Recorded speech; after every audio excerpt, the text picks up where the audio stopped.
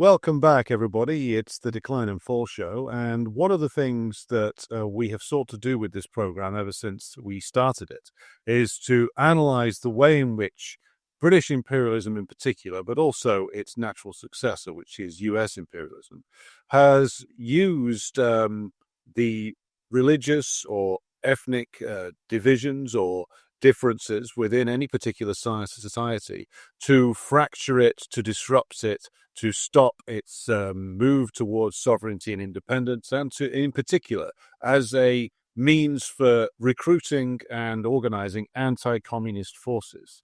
All of that is in very much in play when it comes to the question of the history of the island of Cyprus in the Eastern Mediterranean, occupied by the British Empire for a time in the later 19th and early to mid 20th centuries, and to this day maintains two RAF bases on it. Now, here with us to talk about history and current day events in Cyprus is Elina Xenophontos, who is an international law and globalization specialist. She's also featured on a couple of YouTube shows, including the Colonial Outcasts show. So, Elina, welcome to the Decline and Fall Show. Thank you. Thank you for having me. I look forward to having this conversation. And it's going to be an interesting one.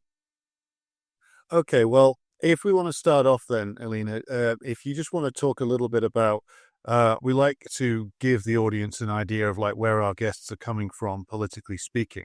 So you are a Cypriot, and you are also somebody who's clearly an anti-imperialist. So do you want to talk just a little bit about how your background intersected with the development of your own political outlook as our first point of discussion?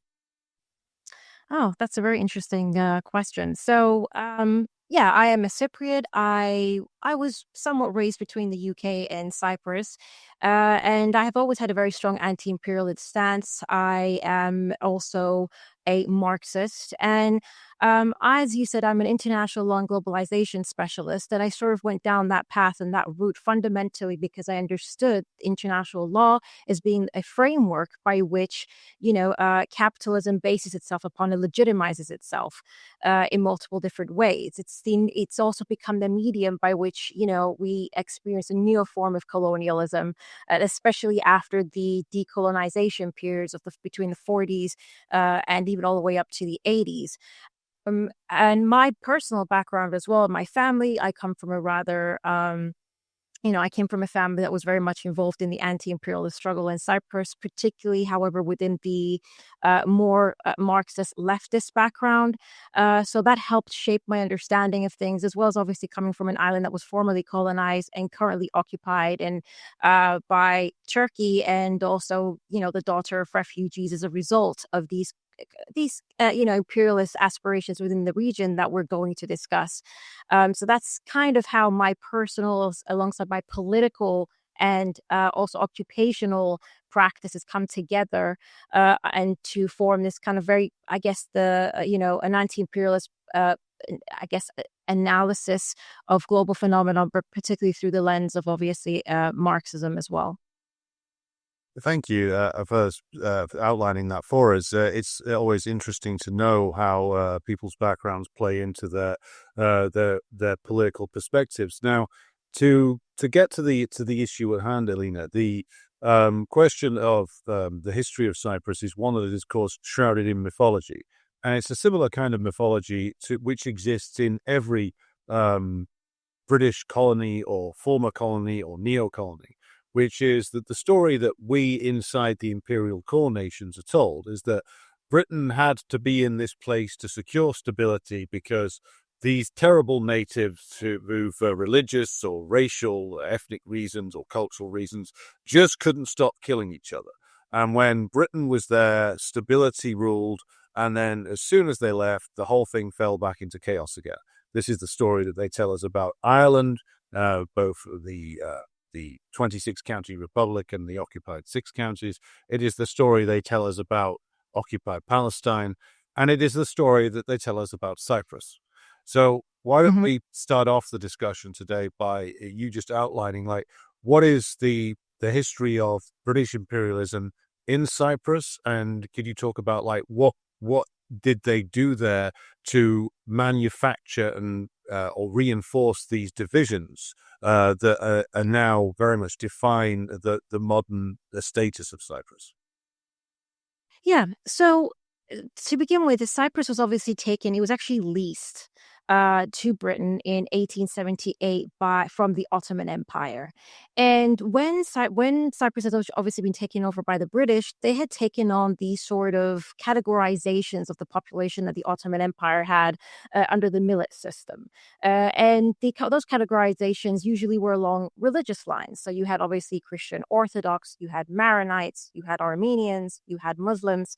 And this is how the millet system worked. So you had the Rum millet, which effectively meant the Christian Orthodox.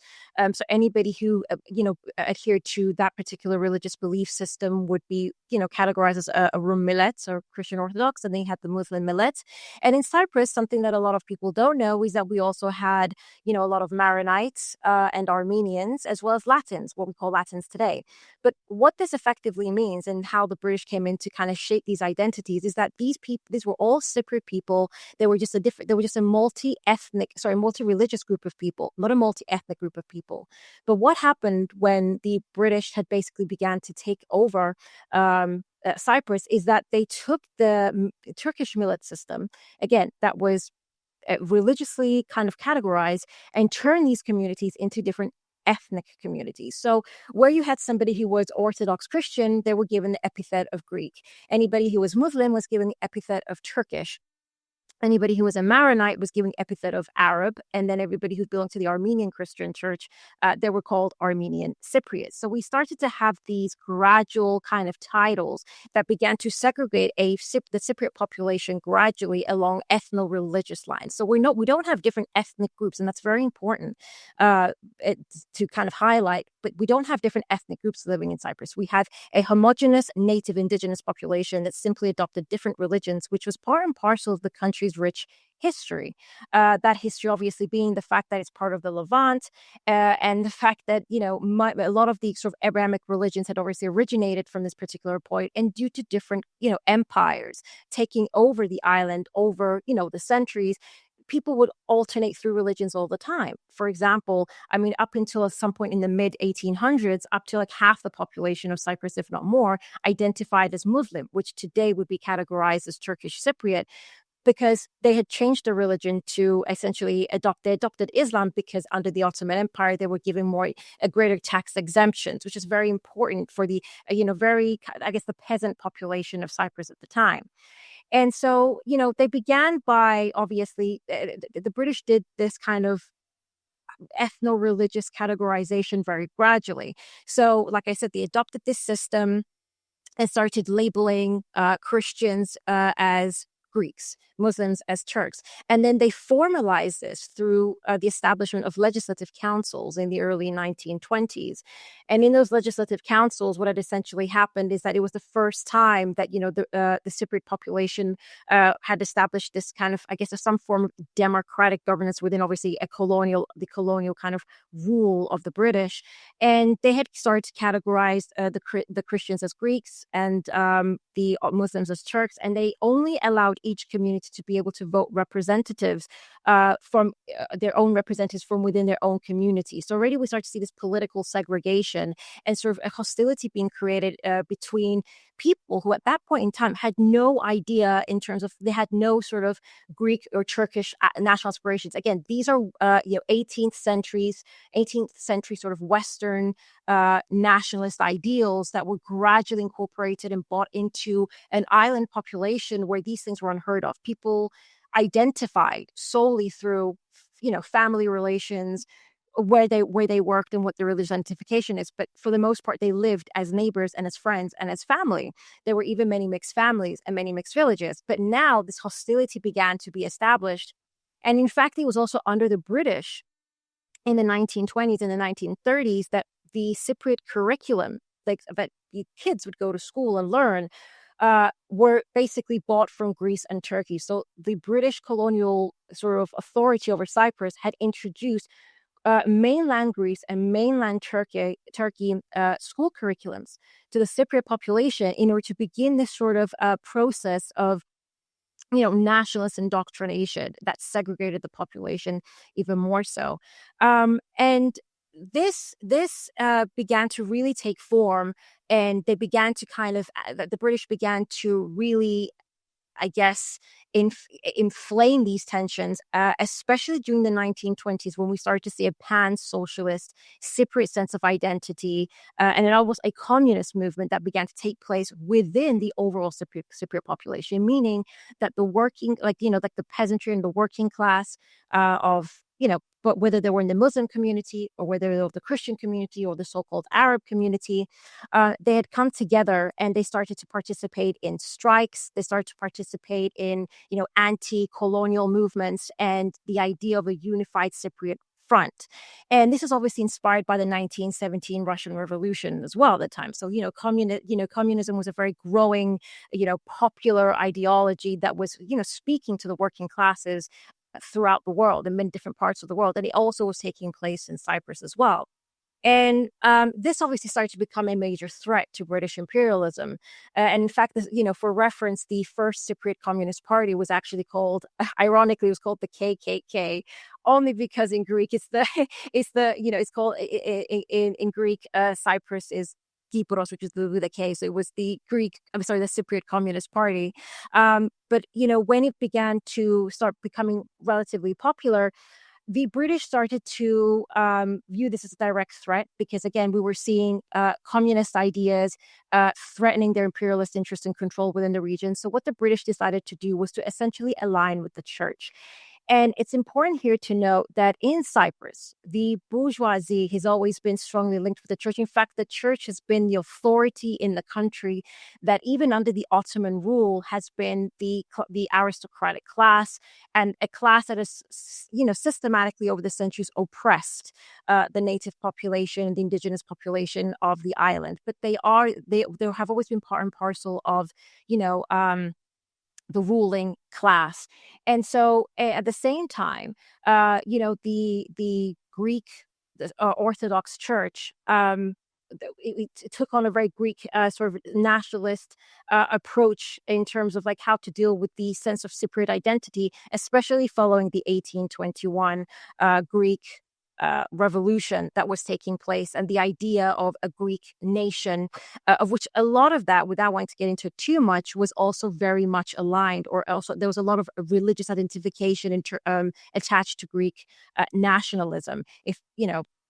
But without wanting to get too much into that, that was then sort of brought into what was happening in Cyprus, because obviously the church that was an authority on the island, that was the richest, wealthiest, the bourgeoisie, was also advocating for this concept of enosis, which means union with Greece.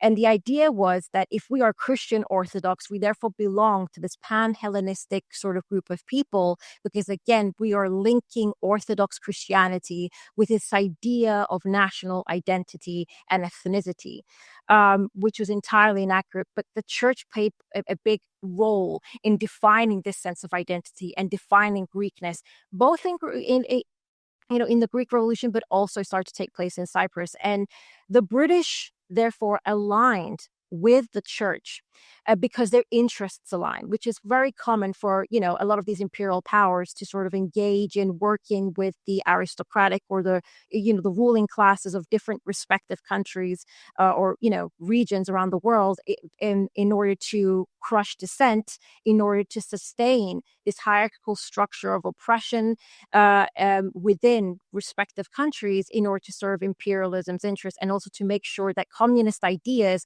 are consistently repressed. And we saw that here as well. And some of the ways by which the British had done that is essentially, and to inform the Church of Cyprus that if they didn't align with the British in order to begin to, squash, let's just say, communist ideals and advocacy within the island by using its religious influence on the native population, it would basically strip the church of its privileges. So the church, in order to obviously sustain its own power, its own kind of ability to control and retain its wealth and its status as a bourgeois entity, obviously aligned with the British and began to obviously echo sentiments that were very anti-communist, but also it served their interests because obviously the Communist Party of Cyprus was strictly anti-religious. They were circular, they were pan-Cypriot, and obviously if they were looking towards establishing a post-colonial Cypriot independent state, it was going to be premised on the ideas of communism and socialism, and therefore, a wealth redistribution that did not serve the bourgeois interests of the church at the time. So the British with the church aligned and participated in this sort of ongoing indoctrination through the education system, through the influence of the church to begin to suppress the leftist movements. And at the same time, the British also began to ban all left-wing news outlets. For example, Xenophontos was the socialist communist newspaper. It was banned. A lot of its leadership was exiled, and the Communist Party of Cyprus was also banned. And the idea here was to suppress so far as possible the idea of national liberation, of a unified Cyprus. And what instead took its place were these nationalist ideas of enosis, meaning we are Greeks, and we therefore demand union with Greece, which therefore threatened the other religious groups of the island, particularly the so-called, what we call today, the Turkish Cypriots. These were the titles that were given at the time. And these nationalist sort of movements began to take the form of, began to actually then become the forefront, at the forefront of the so-called national liberation movements in the 50s.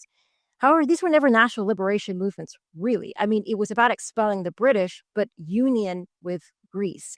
And this was therefore becoming a direct threat, like I said, to the Muslim population, who understood that if this was to happen, their very existence of the island was under threat. So then we begin to see again these tensions between the communities who were feeling now antagonistic with each other, and these ideas of nationalism that have now become part and parcel of the Cypriot identity. And I have often said that in the case of Cyprus, it is actually, unfortunately, colonialism has been successful in many ways because it has successfully been able to infiltrate and rewrite the history and sense of identity and unity of the vast majority of the population that have taken in the imperialist propaganda and actually identified with it, and it's what they believe is the essential truth to their own existence, and they will fight for that, and they would kill for those beliefs, even if it means killing their own compatriot.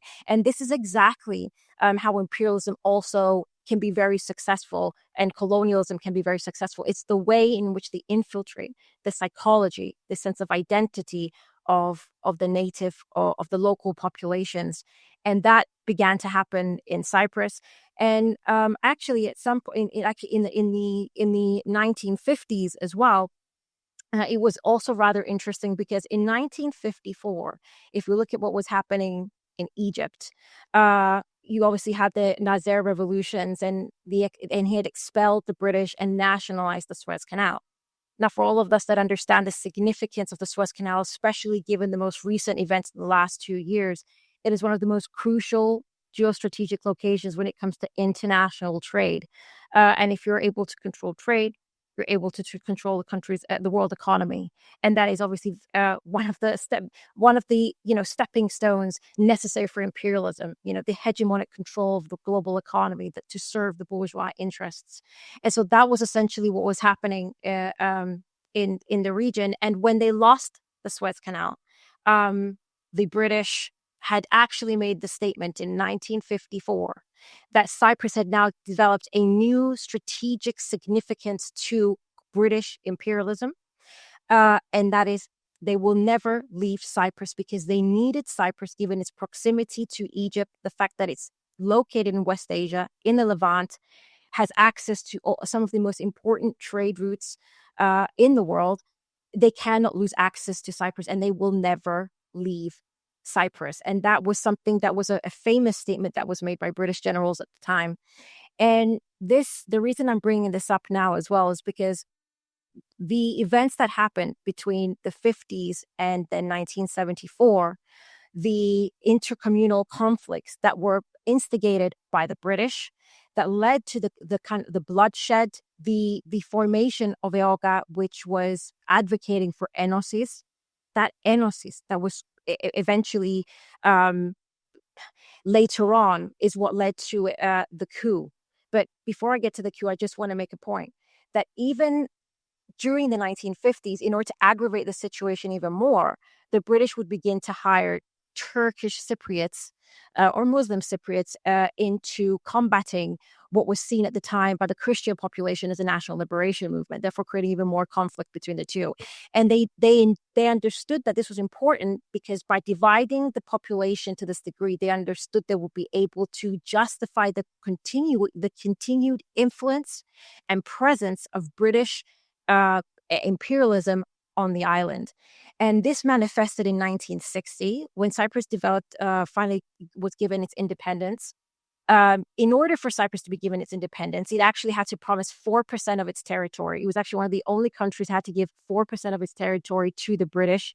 And therefore, 2 British enclaves were established that are governed by the UK. They're considered British sovereign territory. The Cypriot Republic has no apparently knowledge or has no right or access to these locations. These are the territories that we now call the Rafa Krotiri and the Jaya, which have become rather notorious in the last 2 years because this is where a lot of the British operations have taken place in terms of surveillancing and obviously the way that they are helping Israel in many ways in conducting the genocide against the Palestinian people. And not only did they have to be 4% of the territories, which in future have been used by the British and by the Americans to sustain imperialism, but they also established a constitution that was fundamentally in many ways unworkable, divided again through political and legislative means, the Christian and the Muslim populations, so as to create, again, the necessary conflicts that they knew would eventually bring about the divide of Cyprus. And in fact, because again, I'm trying to give as much of a brief overview so we can get to how this affects us today. In 1963, there was what I call a constitutional coup by the first president of Cyprus, who was the Archbishop Makarios, who was also obviously the Archbishop, the senior head of the Church of Cyprus, again, speaking volumes as to the impact the church and religion has had on the island and how the British, again, have come to have inflamed these particular tensions. He carried out a constitutional coup and then began from 1963 onwards. The Turkish Cypriots were essentially thrown out of parliament, and a series of violence for over a decade took place, with the first sort of UN presence establishing itself in Cyprus in 1964. And because of the sort of intercommunal violence that was very much, again, the result of British imperialism and its divide and rule policies, and even the constitutions that had taken place and the ideologies that he had promoted on the country, in 1964, there was the plan called the Johnson's Plan, which was the president of the United States at the time. And in that plan, the idea was to divide Cyprus into two. That the north would be given to Turkey to establish its military bases because Turkey itself believes that it has a historical right to claim to Cyprus. And obviously it has its own geostrategic interests in having military bases in Cyprus in the north, and that the south would be given to Greece. But this was rejected by Greece at the time because they didn't want any sort of Turkish influence in Cyprus at all. However, as we'll come to see in 1974, a decade later, that's effectively what happened. Exactly, the Johnson's Plan to a T was established in 1974 following, obviously, a coup, the illegal coup that had actually been carried out by the Greek junta, which was a CIA-backed dictatorship in Greece for the purpose of suppressing the communist movements in Greece from ever being able to kind of, become a powerful force within the Balkans that would obviously threaten imperialist interests within the region. They then carried out the coup on the 15th of July, 1974 against Makarios at the time, because he was not, I guess, at that point, he started to become non-aligned. He actually declared Cyprus a non-aligned state and even began to actually engage with the USSR in a way that made the West, and particularly the United States, uncomfortable. And so there was ample information at the time in 1974, that even Kissinger, there's even documents that have now become declassified, that Kissinger was aware that a coup was going to be carried out in Cyprus. There was knowledge that if this was to happen, Turkey also constitutionally had the right to intervene in Cyprus if that was to happen, to protect the so-called Turkish Cypriot community. And little, parenthesis here. In the 1960 Constitution, there was three guarantors, and that was Greece, Turkey, and UK. That if any intercommunal conflict was to take place, any one of these countries has a right to military intervene. Again, speaking volumes as to the sort of independence that Cyprus had. It was still functioning very much as a colony, with Greece, Cyprus, or the UK at any given point exercising their right to intervene and interject in Cypriot politics and society. And so they knew that if the coup was going to happen, the junta of Greece, but also there was the EOKA B group, as it was called, which were very far right Greek nationalists with ties historically to the CIA. They understood that Turkey was going to invade. And the information that has come out is that Turkey as well was aware that this was a plan, because the idea was to appease both NATO countries. So Turkey would obviously use that as an opportunity, as pretext to take the territories that it had initially always wanted, because it was of geostrategic significance to them. And Greece would retain some sort of control or influence over the south. And this would therefore secure Cyprus well within the realm of NATO.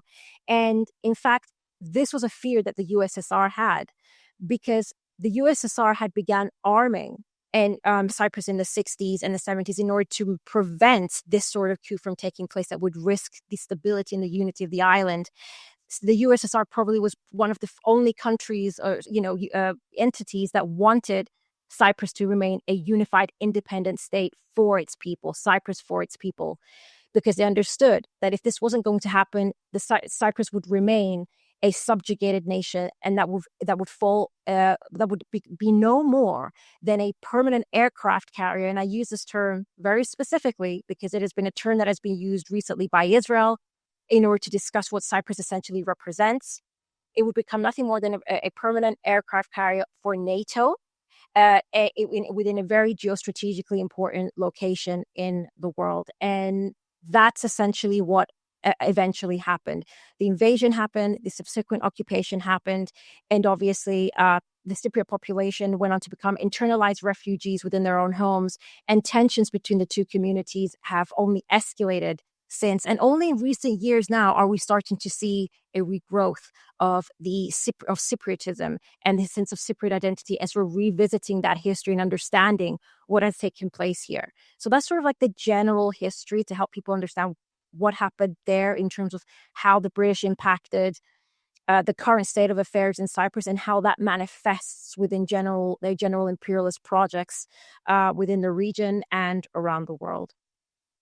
Okay, well, thank you, Elina. That's a really useful introduction to the subject, and I think that the viewers and listeners will get an awful lot out of that. Certainly, this is never something which is discussed in the British bourgeois press, of course. You're not going to get this kind of discussion on the BBC either. So just to go back to what you were talking about there for a moment about the Cypriot left wing, the suppression of the all Cypriot Communist Party, etc. Why is it, do you think, that the Cypriot left were unable to act against these imperialist machinations that were going on in the 50s, 60s, and 70s? So why was the imperialist plot against Cyprus ultimately successful, do you think? I think the fundamental problem is rooted, unfortunately, in the importance that religion has played in shaping identity, and the sort of conservative nature of the vast majority of the Cypriot peasantry at the time, and then the working class. There was a lack of class consciousness and a strong focus on sort of a sense of religious identity. And so this conservative aspect of Cypriot society and their dedication and loyalty to the church prevented the Cypriot population from being able to, I guess, successfully be able to understand or even begin to contextualize their own history, their own sense of identity outside of these religious lines. This is why I emphasize the influence of the church. And then obviously, because of the suppression of the British in terms of like even leftist books, leftist literature, and even banning the party in its totality, it prevented the party and these sort of movements from being able to grow to the extent that it will actually have the necessary influence. And in fact, this became such a fundamental problem that even when the Cypriot Communist Party was banned, later on, we had the establishment of IGEL, which is still the second or one of the two largest political parties in Cyprus, which was established in the 1940s. Even though within the internal dynamics and political ideology of the party, they did not like there was the idea of a pan-Cypriot sort of ideology and rooted in like this a socialist uprising. They even had to in the 40s and in the 50s concede the sense of a Greek identity to a certain extent in order to appease the public at the time as a result of the deeply indoctrinated ideology that had taken place in Cyprus after years and years of, the education system, like I said, that had been telling them you are Greek, that the loyalty to the church, the idea of religion. And just to put this into perspective, for example, in Cypriot dialect, when we're speaking about, especially the older generation, the younger generation doesn't do this anymore, but the older generation, when they're speaking about someone who's Muslim, they won't say Muslim, they will say Turk. You could be from Palestine and they will say, the Turk. And when you ask them why, well, obviously they're not, they're Palestinian. They're also, but they're Muslim. So you see, there's this correlation between between religion and ethnic identity, this confusion that unfortunately at that time in Cyprus, again, for a population that was to a certain degree loyal to these religious, I guess, ideologies, but also the education system itself that was, as we said earlier, brought in by the British, fueled this ideology. And because of the suppression of the left-wing party and the expulsion of its leadership and the fact that they banned all its outlets and its newspapers and its literature, it prevented that type of move, and it was weak, unfortunately, to combat this sort of indoctrination that the Cypriot population at the time had undergone. And that's only just in recent years. We are only now seeing this change as a result of the younger generation educating themselves, understanding how imperialism has operated, and looking into the history of Cyprus overall. Again, this is a very recent phenomenon, but that's why I believe it failed. The Cypriot Communist Party failed to, I guess, expel these nationalist concepts and form a liberation movement that was rooted in Cypriotism and socialist and communist values. Well, I think there's a lot in common there between Cyprus and other areas where the British have been operating, which is, you mentioned the recruitment of the Muslim Cypriots into British security forces, which again, a technique that they used in India, a technique that they used in what is now Iraq, where they recruited the Christian minority into the British forces, and then when Britain pulled out, they were left to face vengeance of the Muslim population. Hence the end of like the organizations of the Assyrian Christians in Iraq, for instance, the imposition of a sectarian constitution on Cyprus. Again, that's something that's very much in common with the way the British structured their pullout from India. It's got something in common also with the mess that currently exists in modern day Lebanon, which is completely a product of imperialist schemes that first of all helped create the Lebanese civil war, then ended it by imposing essentially a confessional constitution where everything is defined by religion.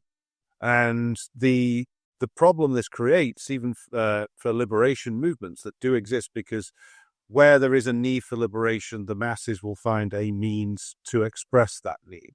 And if a communist party and a broader left does not exist, that need for liberation tends to go towards pre-existing institutions. I mean, in the Cypriot case, that's the church. the Christian Church. And this is also the case in like in across West Asia now, where with the disappearance of communist parties and Arab nationalist parties, you get people going towards various forms of Islam. The problem from my perspective is that those movements, even though they might fight against British and US imperialism for a while, because ultimately they're still derived or like they're based in, to a certain extent, bourgeois elements, they are always going to be limited in what they can do to properly fight for national liberation. But I wondered what your reflection on that was from the Cypriot perspective, the limitations of those who were fighting for what they thought was liberation, but were doing it as part of a sort of reactionary, what you call the enosis perspective and the Christian perspective. Yeah. So the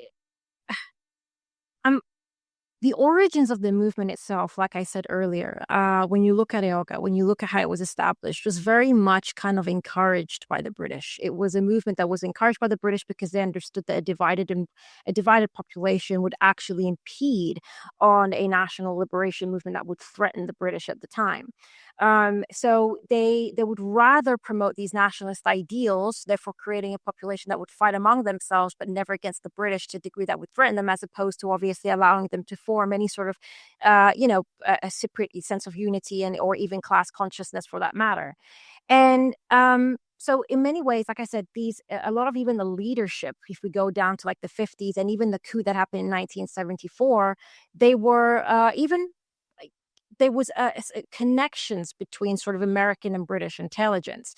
And the problem with a lot of these sort of nationalist liberation movements that unfortunately are rooted more so in these ideas of a nationality that, like as you said, unfortunately retain these bourgeois elements to them because they are imperialist narratives. In the case of Cyprus, it was an imperialist narrative that was adopted by a group of reactionaries, and eventually, they use it as a basis to supposedly fight the British. But the reality was that in many ways they have worked with the British. They don't even, and they don't ever really actually even fight the British in the way that will ever threaten Western interests, because like I said, with EOGA's actions in the 50s, yes, a national liberation movement had happened, but then they were able to retain bases, and by radicalizing this population who at the time thought that they were fighting for expelling the British, they actually brought the British back through, UN peacekeeping forces, or even establishing the British as a guarantor to intervene in the country's political political sort of and social phenomenon at any particular point in time. It's in our constitution. So the thing is, at the political leadership of these movements, there was an awareness that they collaborated with the British. There was an awareness that, the British also supported these movements. They allowed them to exist in order to suppress the communist movements that were the real threat. And then I guess those that did join the movements, fundamentally because they believed in them, I guess the average Cypriot who would join these so-called liberation movements, they did believe, yes, that they were fighting the British and that they were fighting for a particular cause that was obviously to, join Cyprus with their Hellenic, I guess, motherland, as they would call it. But at the leadership level, there was a clear sense of understanding and collaboration, even with the church, which itself aligned and had open dialogue and worked together to basically destroy leftist movements and put forward these ideologies and these movements to begin with. So it's an interesting one in the concept. It's all in the context of, like I said, the leadership was very aware. I would not say that they understood that they were fighting British colonialism. They were actually, I think there was an understanding that they would be using the British to a certain degree to justify their own cause, and that eventually they would reach their own goals. But at the end of the day, the imperialists are the ones that are the powerful force here within the hierarchy of control, and their will and way is what eventually wins. Mm. Yeah, I think that's a very very good observation there. Now, the the the reason why I thought it would be very useful to have this discussion with yourself about Cyprus is that, of course, to bring things up to date, we have obviously the everything you've just set up for us there with the history, but since 1974 and the division of the island, and the retention of the British influence there, the attempt to recolonize Cyprus has continued, albeit with a slightly different set of players involved, not just the British anymore. But you also now have, obviously, the north of Cyprus is occupied by the Turkish state, but in across the south, you've also had Zionist Israeli attempts at moving in and essentially buying up territory for themselves. So I wondered if you could talk a bit about that, in the sense that this is not just a recent phenomenon, but a long-term Zionist project to perhaps even include Cyprus in the plans for a greater Israel, which some of the more wildly reactionary elements in Israel very much do still want to achieve, despite all of their recent setbacks. So you could speak about that for Elina. That would be very interesting. All right. So when it comes to the Zionist plan for Cyprus, Theodor Herzl and the initial founders of Zionism from as early as 1893, they wanted to buy Cyprus from the British. They wanted to take Cyprus from the British. And the idea was at the time that Cyprus was geostrategically located, obviously next to Palestine as well. But as they had often reiterated in letters that were sent between Zionists such as Theodor Herzl and British sort of administrative rulers of Cyprus at the time, was that Palestine, even on its own, would not be sufficient enough in order or big enough for the state of Israel.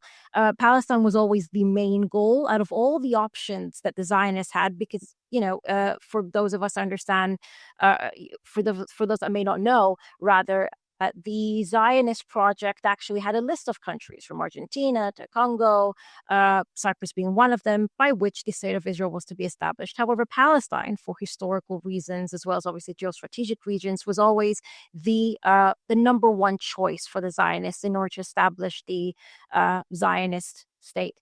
And the idea was at the time that Palestine, however, was too small. So what they were looking for was actually the occupation of Palestine, Lebanon, parts of Egypt, Cyprus, even Rhodes Island that belonged to Greece, and Jordan. This was the idea, and they had actually called this Greater Palestine. This was what Cyprus was supposed to be a part of, and they tried to actually take Cyprus around 3 times. And one of the main plans as well was that when they were to take Cyprus, they would actually ethnically cleanse the local Christian population, which was larger in numbers, and actually use forceful population transfers and send them to Greece via force and repopulate the island with obviously different Jewish populations from Europe as well as other regions within West Asia. However, the reason this eventually failed, although they did actually begin to execute this at some point in the 40s, obviously during World War II, around 50,000 Jews were actually brought to Cyprus. But that it was at the same time that the Cypriot Eoga Enosis movement began, and there was a lot of agitation and political violence against, obviously the British colonial rule and calls for Enosis. And there was even violence to a certain degree that was taking place against these Jewish refugees that were viewed as a threat by some of these soon to become Eoga fighters at the time, with violence taking place, particularly in the areas of Limassol, where some of the Jewish sort of refugees were employed for work. So they were treated with a lot of hostility. And at the time, the British Empire itself was obviously facing a lot of movements and revolts and pushback against British colonialism, even in Palestine at the time. And it was something that then was abandoned as well in the 50s, as I said, later on, because, not in the 50s, in the 40s, because the British didn't want to receive that much control, and especially of Cyprus at the time.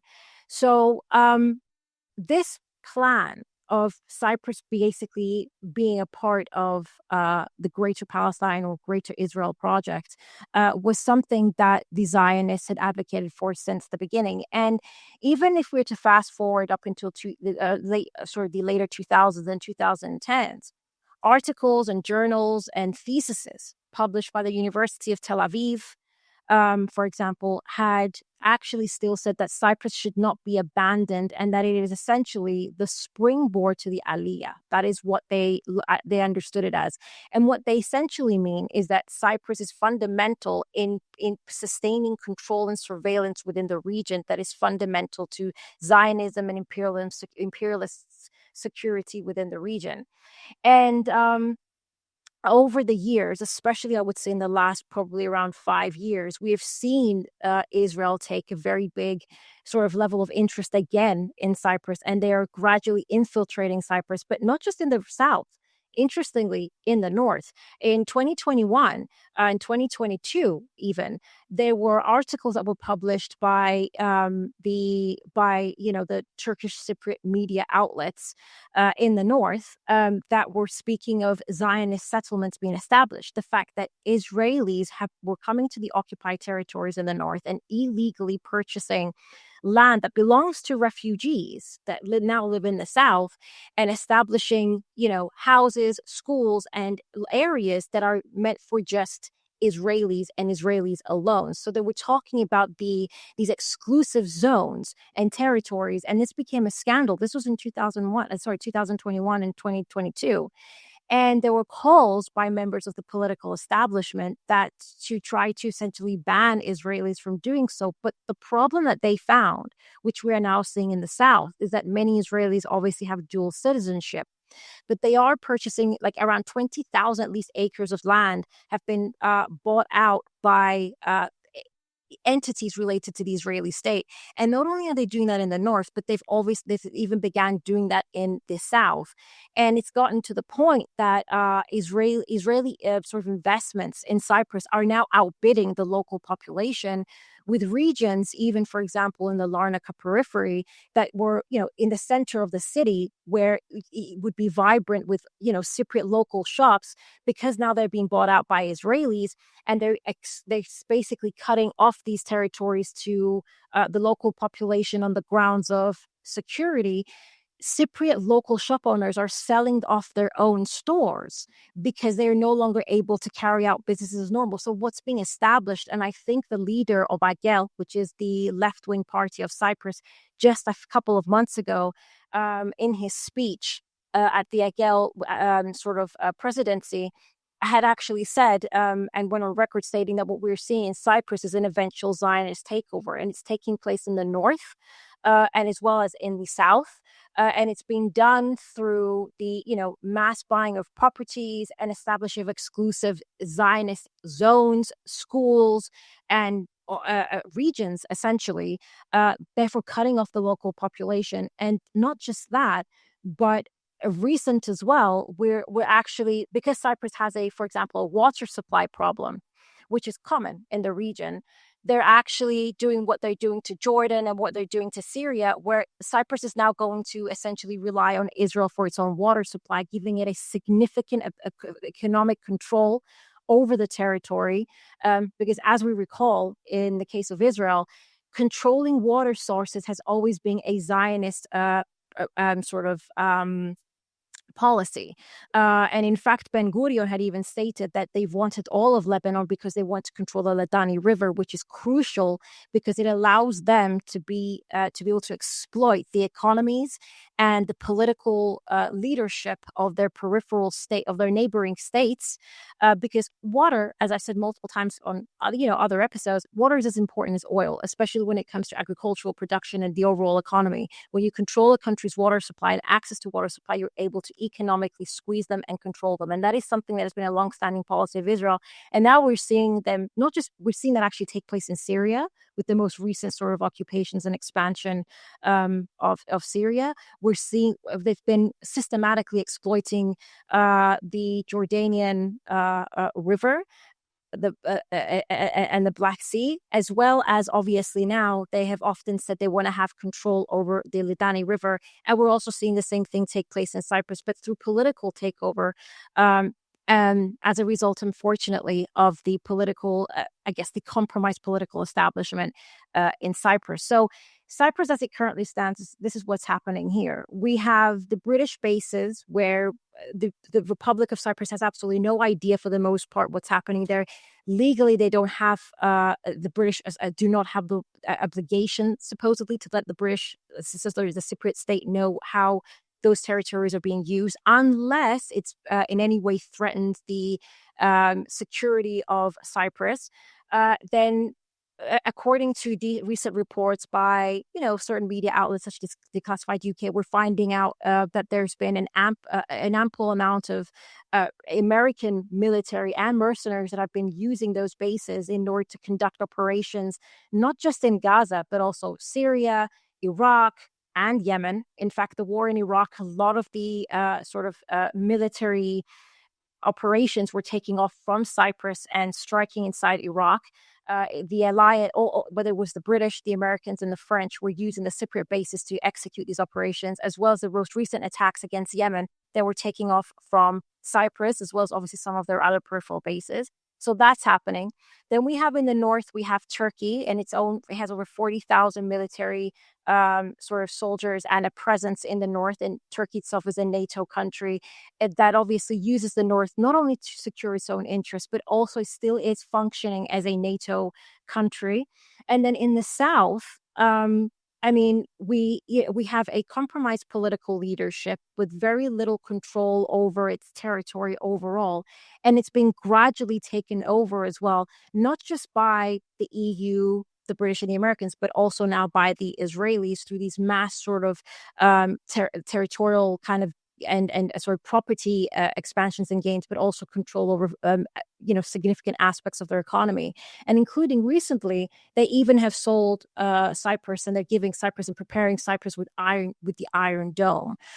And I believe that this is going to be essentially used probably against Turkey, but we can get into that in a little bit. So Cyprus as a state still remains a colony. That is, I think, what we need to say. Cyprus is still a colony. Its countries, its people have been divided, and it were divided on purpose for the purpose of establishing these, preventing the country from ever being able to have a sovereign state that would push back against these powers from exploiting its position and its resources. So it still functions as a colony.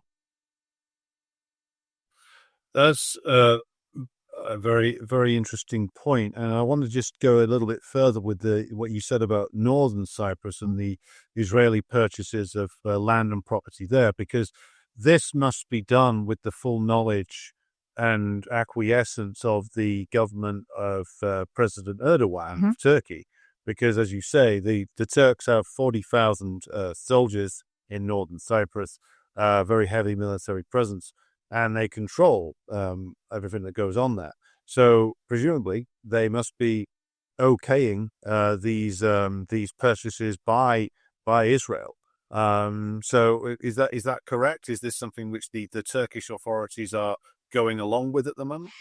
They were going along with it until 2022, at least officially. And then, like I said, they tried to change the legislation to prevent Israelis from being able to buy properties, but they're still able to do so as a result of the dual citizenship. But it's still an ongoing problem, an ongoing phenomenon. And a lot of people were shocked initially at this, but I think if we sort of look at Turkey's general geopolitical stance in the region, they have aided Israel and sort of allied with Israel on multiple different fronts. They were one of the key trade partners of Israel over the last decade, being one of its largest trade partners, and even until recently, although Erdogan has gone on like some sensationalist rant saying effectively that they will be banning all sort of exports to Israel, what did Turkey turn around and do? Turkey effectively turned around and began supposedly amplifying exports to Palestinian occupied territories, aka the West Bank, by tenfold.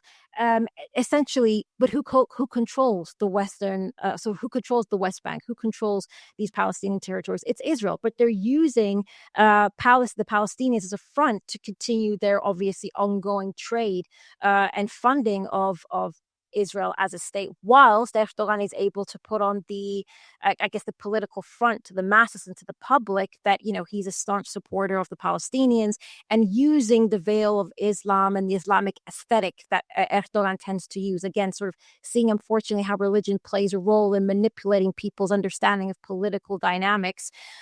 He claims that he's supporting the people of Palestine, but that's not the case. And then we also saw Erdogan's position and how, in many ways, Israel and Turkey's position in Syria allied. They were both funding these so-called opposition, these rebels that, for the most part, they were, extremists, reactionary jihadists that were funded in many ways by the West, Israel and Turkey, to bring down Bashar al-Assad, and in order to serve their own political interests. So Turkey, allowing or working with Israel is no surprise, and even allowing this to take place in Cyprus, in the particular northern territories, is no particular surprise, because this is a part of his modus operandi. And interestingly, however, and I think this is where it's getting rather interesting, the Erdogan has, up until this point, worked alongside Israel, thinking that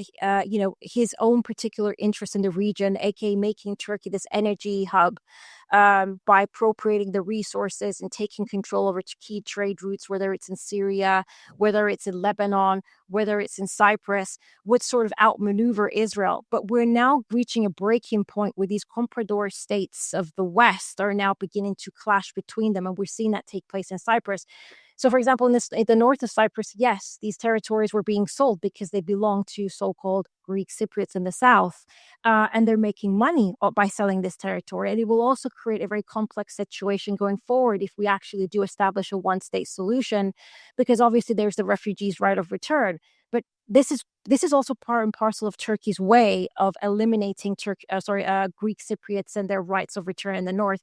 And another means by which Erdogan does that is also through settlers. I mean, following 1974, there was this forceful sort of population transfer from Turkey into the north in order to sort of change the population sort of demographics, and therefore create these barriers for unification of the island. So this was working in Turkey's favor for a while, but now we're at a critical point where we're now going to start seeing more direct conflict, that we have already started seeing that between Israel and Turkey, and their interests, which are no longer aligning. We already saw that taking place in Syria, and I think that's going to start taking place in Cyprus as well. Well, this is, of course, part of a much larger framework of, I would say, the slow motion disintegration of like Anglo-American imperialist power, which is that those states like the Erdogan's Turkey and the Zionist regime that previously regarded themselves as solid junior partners, shall we say, of the Anglo-Americans, will start to have to make their own judgments as to like their how to secure their own interests, which leads to more disintegration and more conflict in places like Syria, Lebanon, and Cyprus. So what I want to move to now is like, faced with this situation and the fact that Anglo-American imperialism is declining in its power. It's being defeated in Ukraine. It's had a severe setback with regard to its plans to try and secure regime change in Iran. The Israeli regime sustained, I would argue, a defeat when it tried to stage its war against Iran. So with all of that in mind, is there now a chance for a unified Cypriot national liberation movement to fight back against the trends that you've been talking about here, Elina? That's a very complicated question to answer, because it's complex. and the reason it's complex, it's because on the one hand, obviously, you have the gradual um, sort of re-education of the Cypriot population. We are seeing the popularization of Cypriotism, which is obviously the understanding that we are Cypriots, and the sort of the termination of these divisive epithets of Turkish and Greek Cypriot. In fact, many Cypriots no longer even like to use this terminology. If they're going to use them, they may say Greek-speaking Cypriots or Turkish-speaking, in order to not actually, um, segregate the two communities, but rather just say we just are the same people but speaking of different languages. So we are seeing a growth in that direction, although it's still rather it's still quite a new phenomenon, given the sort of political sphere, sort of political interactions of society overall. But I but still there is, unfortunately, the amount of the population who still unfortunately adhere to these imperialist ideologies. This creates a fundamental problem, because going forward, Cyprus is getting to a point where I always say there will be some sort of reckoning. The ongoing status quo, where we have the occupied territory in the north that is not internationally recognized, cannot continue to exist, because it has become a black hole for corruption and a black hole for imperialist operations in a way that no longer even serves the imperialist agenda. Because as we've also recently seen in the last few years, there's been the discovery of gas reserves in the region. The discovery of gas reserves in the region, as we've seen, have been difficult to explore in order to establish these alternative trade routes that the West want to establish in order to push back against the BRI, China, and Russia, which is part of their overall agenda in the region. Part of the difficulties that they've had is because of the ongoing internal conflicts of a lot of the countries within the region. Obviously, you've got Israel and the Palestinian issue, and then you've got the Cyprus issue, which obviously prevents, because of the fact that we're dealing with occupied territories and rights, it prevents a lot of these corporations from being able to just continue the excavation of these gas reserves and establishing these sort of trade routes and pipelines. So this reached a point where the current sort of status quo of Cyprus will no longer continue to exist, and there either needs to be a one state or a two state solution. When that happens, I believe that unfortunately we're probably going to see a very high degree of violence is going to break out between the communities. It's going to be rooted still, unfortunately, a lot of these post-imperialist objectives. However, and I wanted to address very quickly as well, because I think this is also going to play a role, is the involvement of Israel and Turkey and the United States and the UK in Cyprus, and how that will actually impact the local population and its ability to actually remain sovereign, or establish some sort of independence. Because as I think I sent it to you earlier, the Israel had, I think just about a week ago, published an article saying that the Cyprus problem is an Israeli problem. Oh yeah, Northern Cyprus is also an Israeli problem. And the reason that I bring this up is because, I mean, this is Israel Hayom. It's one of the, it's one of the biggest Israeli media outlets. And this is becoming an ongoing phenomenon now within Israeli media, where they're focusing very extensively on Cyprus, as I said before. But what was most alarming about this particular paper was that they were saying that that Israel should directly involve itself for its own national security in the liberation movement of the north of Cyprus, and to expel Turkey from Cyprus, and that in fact it should work together with the Republic of Cyprus and the Greek military in order to be able to do so. Now, this means that this is direct military intervention in Cyprus that will bring about a degree of conflict with another great military power in the region, and that is Turkey. And the people who are going to be on the receiving end of this is going to be the Cypriot population. It is going to be the Cypriot population, both the north and the south. First of all, the Republic of Cyprus, it's a small country. They do not have the military to be able to combat obviously Turkey, unless of course we have the help of Israel. But even Israel, by comparison, Turkey has a strong military power.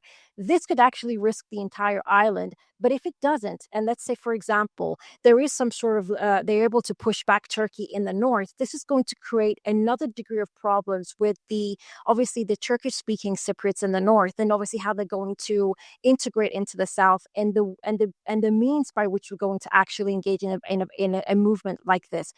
This is going to be detrimental to how to Cyprus's future and its ability to obviously establish itself as a sovereign state. And the reason why Israel is doing this is because Turkey, as it currently stands, is threatening the interests of not just Israel but the West.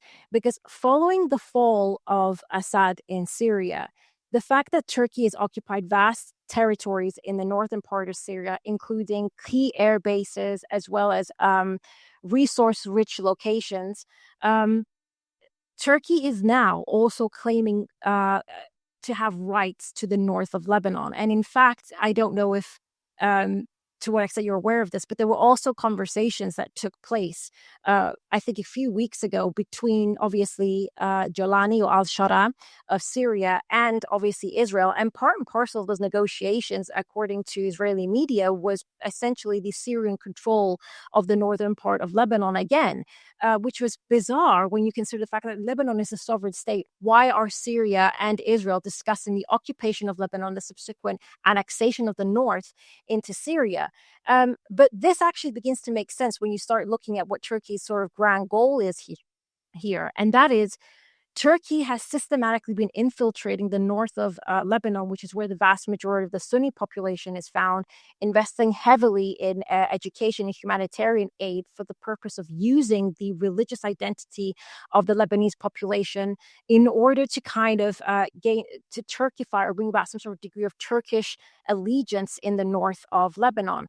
Why? Because the north of Lebanon is also geostrategically important. It's also home to Tripoli, which is the second largest city in Lebanon, and with one of the most key important ports that rival that of Israel's in the region.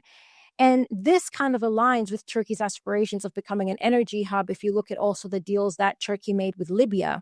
And also, so this is the thing. So Turkey has made in 2019 made these exclusive economic zone deals with Libya, therefore providing Turkey with access to Libya's exclusive economic zone, but in doing so, cutting through Greece and Cyprus's exclusive economic zone.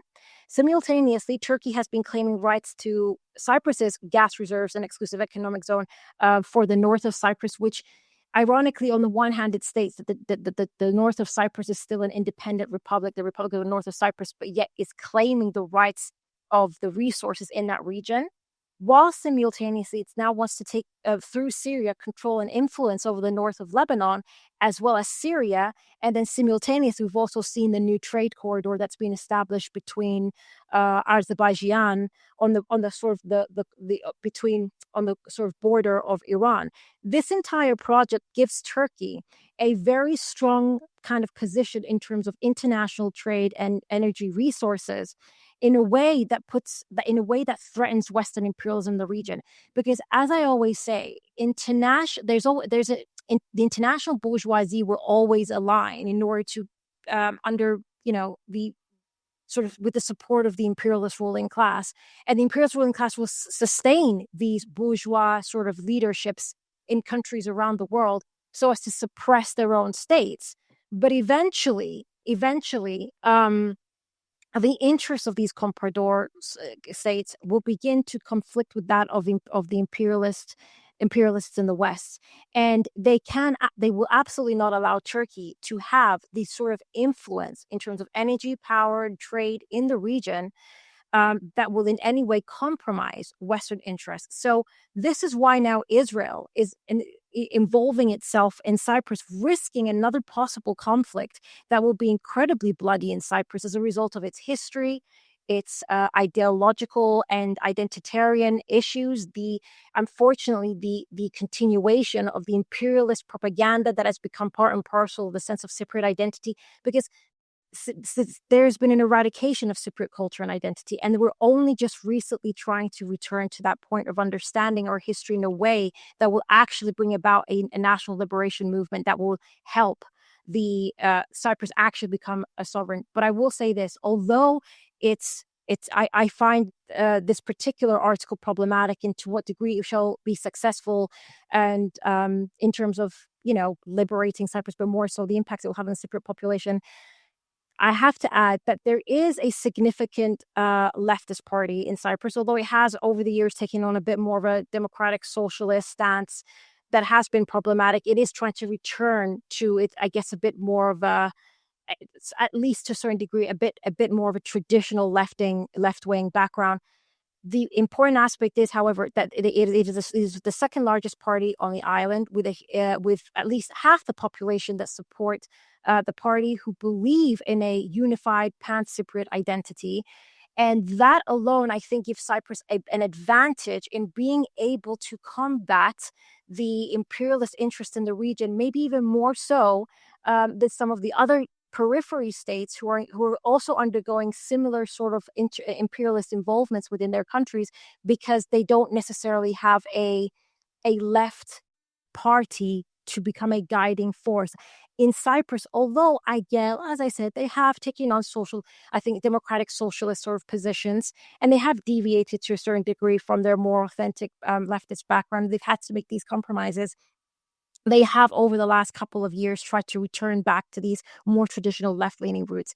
And how that's going to manifest, I think, will play a very significant role into the Cypriots' ability to push back against imperialists' sort of maneuvering within the country. Okay, well, that's an interesting note, I think, to bring our discussion on this question to a close for today, Elina. But given that this is very much a developing story, I think it would be very useful for us to have you back on the show in the future, if you're willing to return to discuss these matters in greater detail.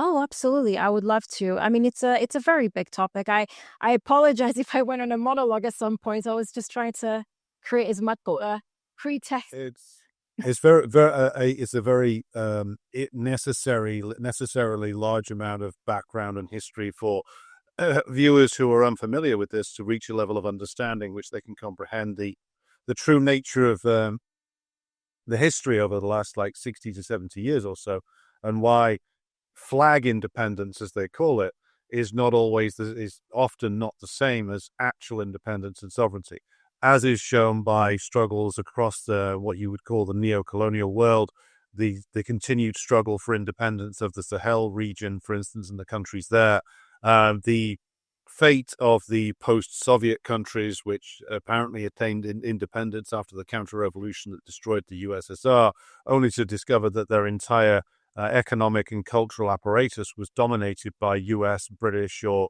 French or German imperialism.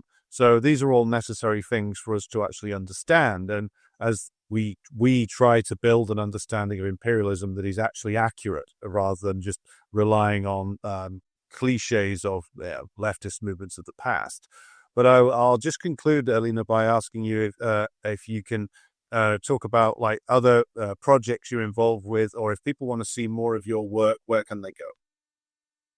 Oh yeah, other projects I'm involved in. I mean, much like you said, I'm a frequent contributor on the Colonial Outcasts. I've also done projects on Upstream, and I've also appeared a couple of times on Danny Hayfong. So but I'm more of a frequent contributor on Colonial Outcasts, and most of recent another program called Propaganda and Co.